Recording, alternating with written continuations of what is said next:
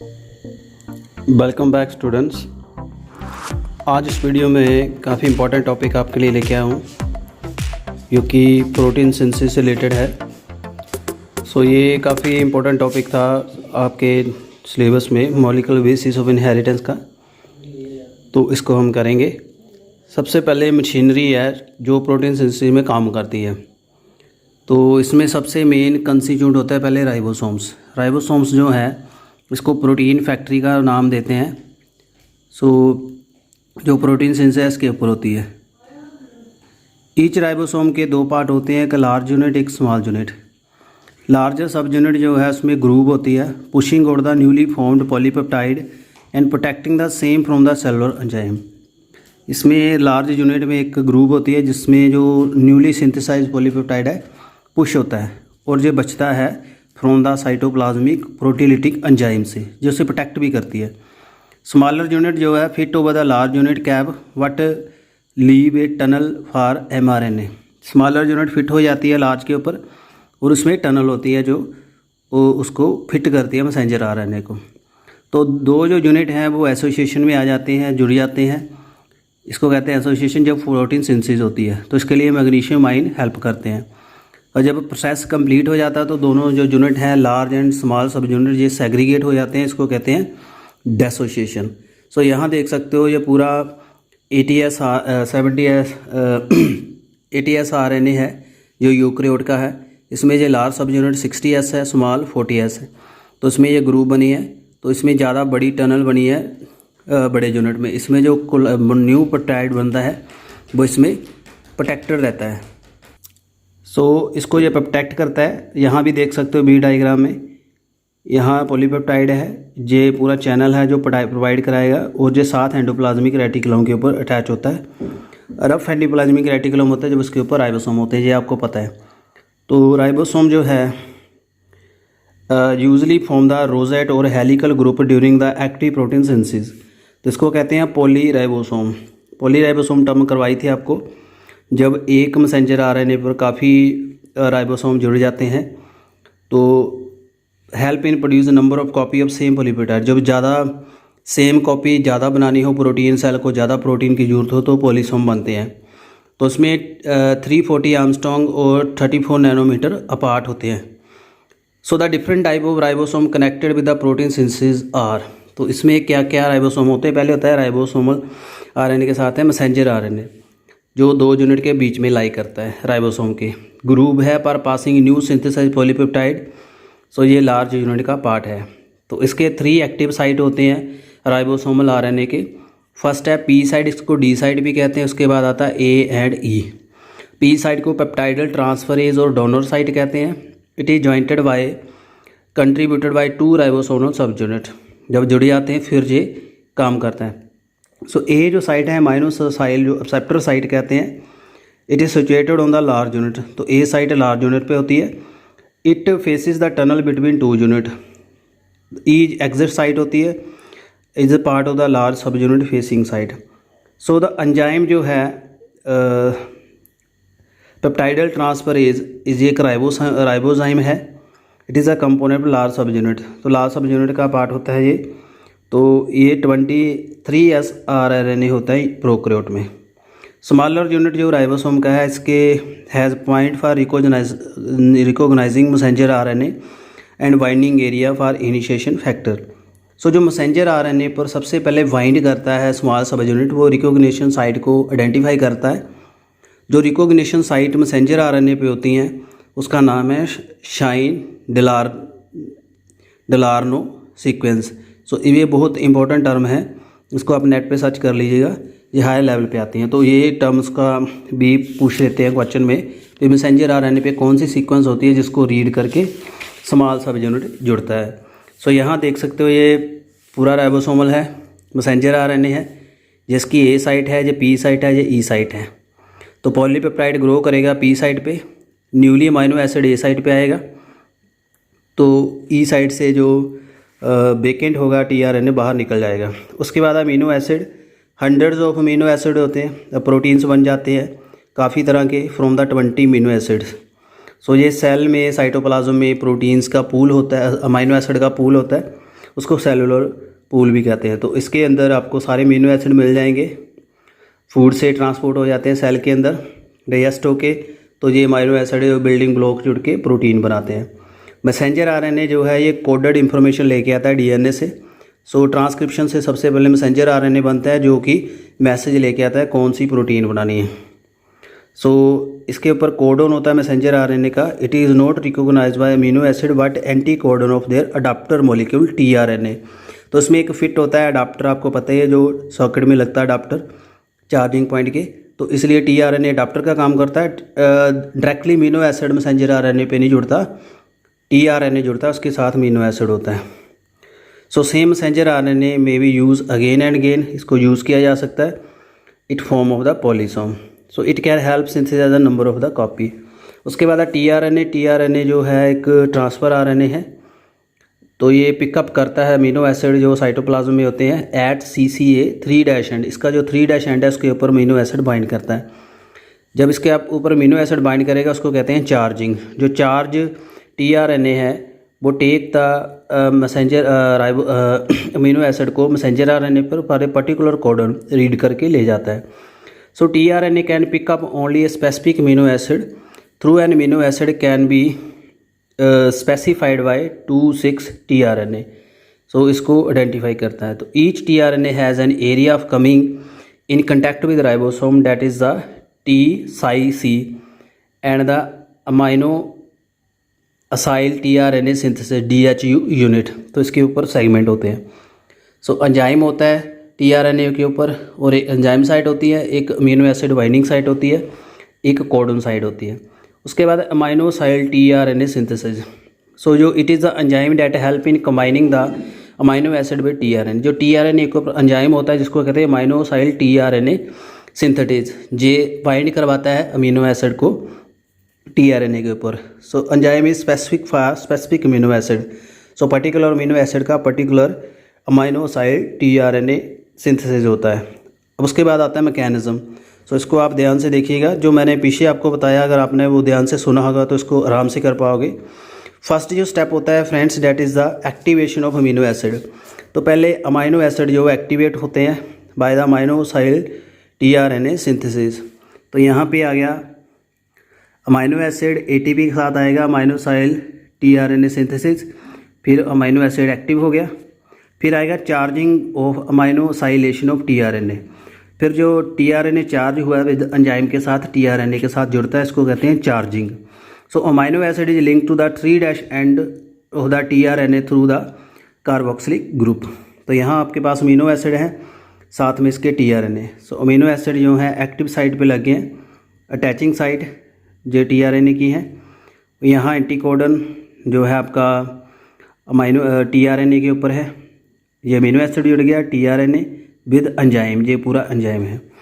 उसके बाद aminoacyl tRNA जो चार्ज टीआरएनए है ये जुड़ेगा जाके स्मॉल सब यूनिट के साथ, फिर लार्ज यूनिट जुड़ेगा।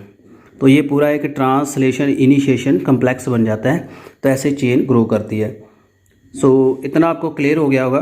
तो सबसे पहले क्या होगा, एक्टिवेशन होगी अमीनो एसिड की with the help of enzyme. इसमें ATP काम करती है। So it produce the amino acyl adenylate enzyme complex, enzyme बन जाता है और बाद में ये एंजाइम बाहर निकल जाएगा। उसके बाद है initiation. It require the initiation factor. Initiation के लिए इनिशिएशन फैक्टर की ज़रूरत होती है। There are the 3 initiation factor for prokaryote, IF3 2 1। Eukaryote में 9 इनिशिएशन फैक्टर होते हैं। इसको स्मॉल ई लगा देते हैं यूकैरियोट के, 2 3 1 4A 4B 4C 4D 5 6। इसको आप याद कर लेना। ऑफ दिस द जो हमने आपको बताए हैं IF3 IF2 जो है attach to the similar subunit smaller subunit of ribosome in the dissociated state. तो ये जो होते हैं इनिशिएशन फैक्टर जो स्मॉल यूनिट के ऊपर जुड़े होते हैं, इनके अटैचमेंट करवाने के लिए GTP चाहिए। मैसेंजर आरएनए जो अटैच करता है with the small subunit in the region of its cap.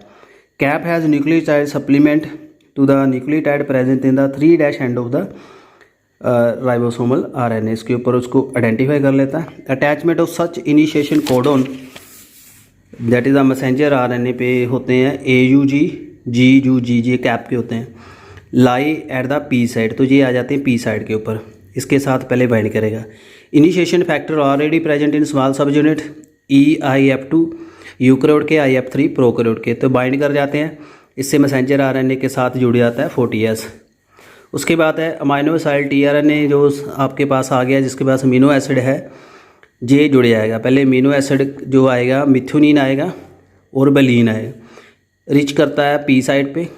दो एंटी कोडन जो है इसका UAC of the tRNA establish the temporary hydrogen bond with the initiation codon AUG, इसके साथ बना लेगा मैसेंजर RNA के साथ।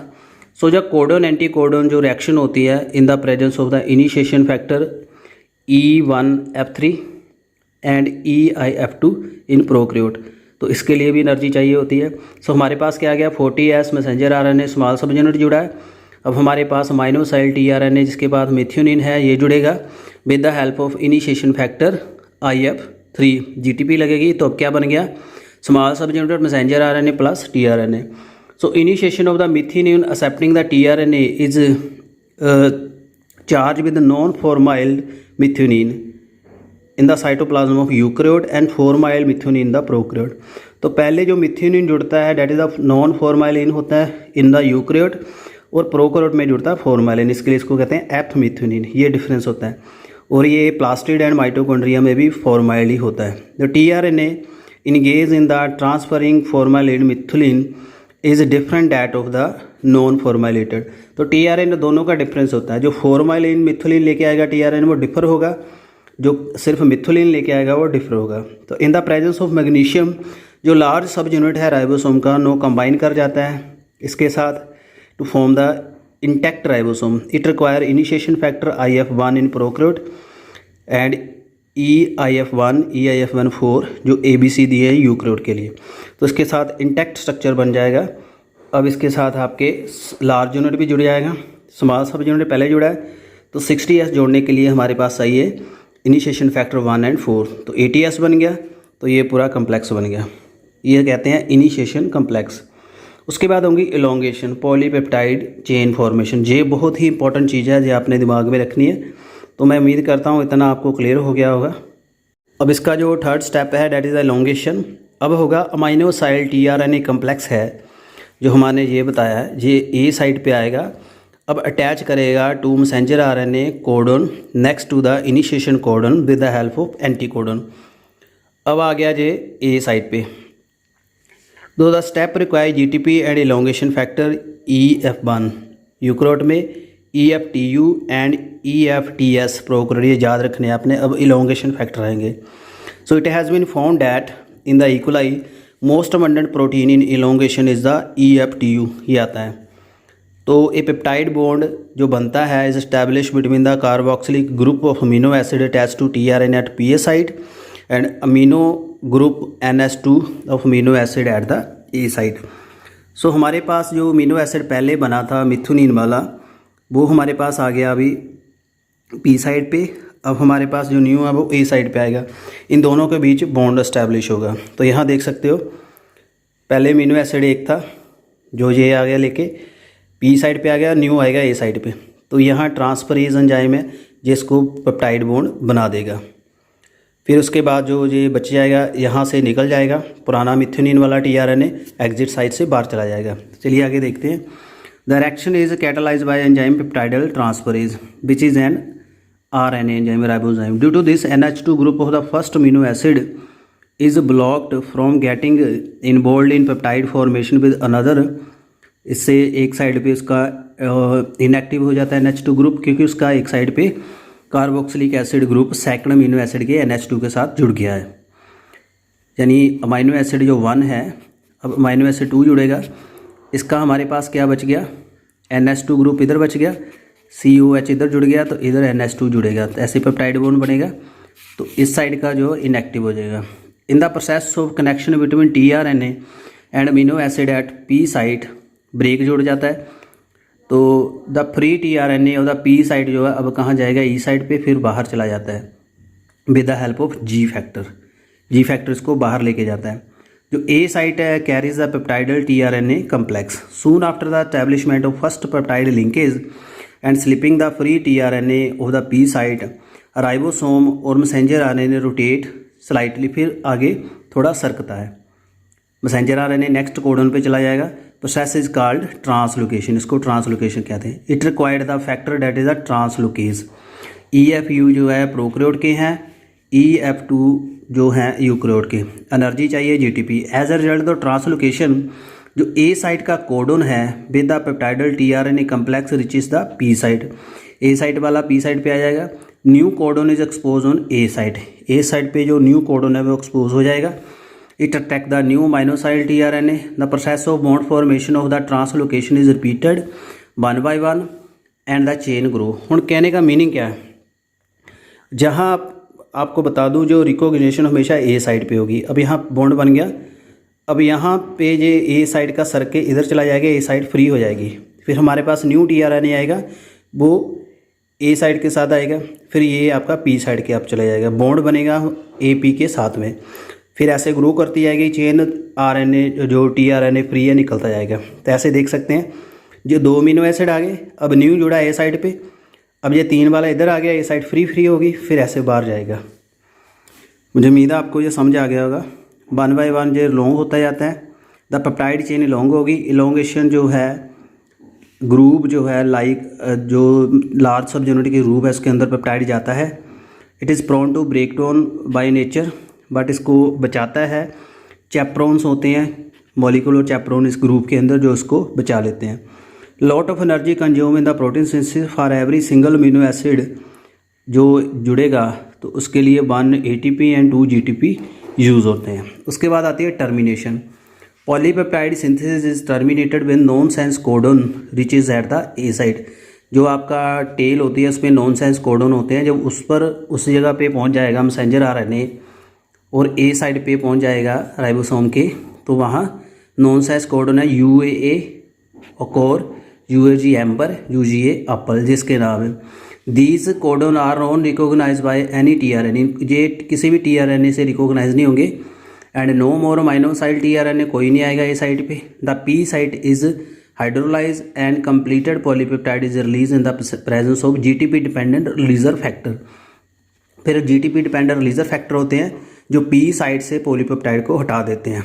It is a single ERF1 in eukaryote and 2 ERF1 and 2 in prokaryote.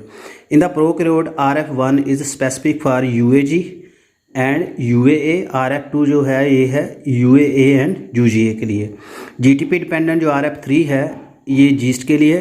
It is required for releasing factor from the ribosome, तो ये हमें चाहिए।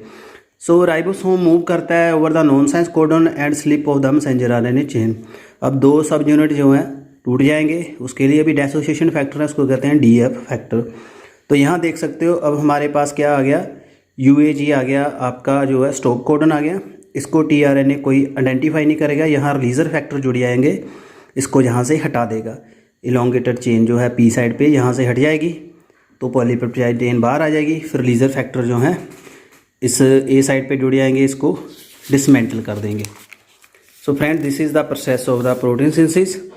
So in the prokaryote, the 4-mile methionine is commonly by initiating amino acid जो main यहाँ 4-mile होता है prokaryote में। It is आदर डीफॉर्मुलेटेड विद एंजाइम डीफॉर्मुलेज, बाद में डीफॉर्मुलेट हो जाएगा और some time removed from the polypeptide. कई बार ये पहला अमीनो एसिड निकल जाता है बाय एंजाइम अमाइनोपेप्टाइडेज, ये आपने याद रखना है। तो इनिशिएशन जो मिथ्योनिन जो जुड़ेगा पहले amino acid is usually not retained in eukaryote, तो मिथ्योनिन यूकैरियोट में भी नहीं रहता। At the several time polypeptide are synthesis from the same mRNA by polyribosome where the number of ribosome are attached to the same mRNA strand. So each ribosome of polysome form the same type of polypeptide. So इसकी जो identification आ जाती है first unit से, जो first आपका है methionine जो निकलेगा हमेशा 4-mile मिथ्योनिन प्रोकैरियोट से निकलेगा। On being release from ribosome the polypeptide are of the primary structure होते हैं, इनकी कॉइलिंग फर्दर हो जाती है सेकेंडरी एंड टर्शरी में। पॉलीपेप्टाइड जो है associated with polypeptide to produce beta pleated structure और टर्शरी एंड क्वाटरनरी स्ट्रक्चर, ये आपको पता है। In case of free cytoplasmic polyribosome जब पॉलीपेप्टाइड और protein are release in the cytoplasm where they are implied for synthesis of more cytoplasm and some enzyme component of organelle that is nucleus, microtubule, microfibril, ये चीज़ें इससे बन जाती हैं. Some protein enter the composition of semi-autonomous organelle like plastid, mitochondria, तो वहाँ उनकी protein बनाएंगी. Polyribosome attach to the membrane of endoplasmic reticulum protein देंगे, either pass into the lumen or become integrated with membrane. The protein जो release हो जाती हैं endoplasmic reticulum lumen में, फिर गोल्जी में जाती हैं, वहाँ इसकी मॉडिफिकेशन हो जाती है by hydrolytic enzyme that is a glycosylation. Glucose जुड़ेंगे, वहाँ ग्लाइकोप्रोटीन बन जाएंगे. फिर इसकी पैकेजिंग होगी और सेल के अंदर या सेल के बाहर ट्रांसपोर्ट होगी. ये आपको पता ही है, इसलिए जो पैकेजिंग का काम गोल्जी एपैरेटस करता है, इसको ट्रैफिक पुलिस कहते हैं. सेल के जिस कंपार्टमेंट में प्रोटीन चाहिए या अदर सेल में चाहिए ये पहुंचाता है. सो यहाँ देख सकते हैं पॉलीसोम फॉर्मेशन. तो जब सेल को ज़्यादा प्रोटीन चाहिए तो पॉलीसोम बनता है. मैसेंजर आरएनए के ऊपर काफ़ी राइबोसोम जुड़ गए तो पॉलीपेप्टाइड काफ़ी बन गए. प्रोकैरियोट में जो है प्रोटीन सिंथेसिस इनहिबिटेड हो जाती है कई एंटीबायोटिक से. This form the basic for treating the bacterial infection. तो बैक्टीरियल इन्फेक्शन ठीक करने के लिए एंटीबायोटिक इस बेसिस पे काम करती हैं, उनकी प्रोसेस रोक देती हैं. तो इसमें एक क्लोरोफेनिकोल जो है ये भी इंपॉर्टेंट है. Other hand the cycloheximide inhibit the protein synthesis in eukaryote. It does not have any effect on the prokaryote. So friends, this was about the protein synthesis. उसके बाद है डाइजेशन ऑफ प्रोटीन. उसके लिए जो enzyme है proteinase, proteases, peptidases, एक्सोपेप्टाइडेजेस, एंडोपेप्टाइडेज. एक्सोपेप्टाइडेज बाहर से तोड़ेगा protein को, एंडो अंदर से तोड़ेगा. अमाइनोपेप्टाइडेज अमाइनो को तोड़ेगा. सो ये इसके बॉन्ड्स हैं. सो फ्रेंड्स, ये था विद डिटेल आपके लिए mechanism of the protein synthesis. और वीडियो उम्मीद करता हूँ आपको अच्छा लगा होगा. और ये जो मैंने initiation factor, elongation factor, termination factor बताया है, ये आपको MCQs में ज़रूर आएंगे. तो आपने ये याद करने हैं. सिल्डर नालो जो सीक्वेंस हैं जो भी आपने नेट से पढ़ लेना इसके बारे में, इससे भी क्वेश्चन अराइज होता है. Thank you very much and stay happy.